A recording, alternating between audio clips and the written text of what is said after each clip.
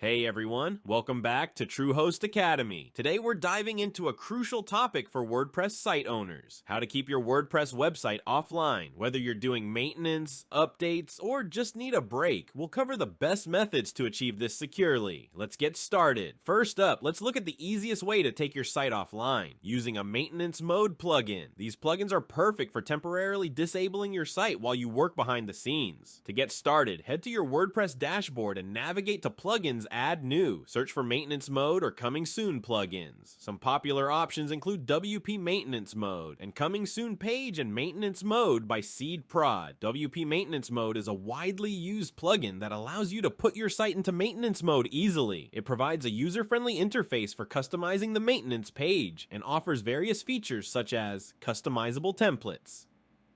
You can choose from various templates or create your custom maintenance page. Countdown Timer. Display a countdown timer to inform visitors when the site will be back online.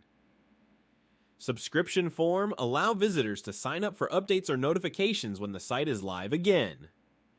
IP whitelisting. Ensure that administrators and developers can still access the site while it's in maintenance mode.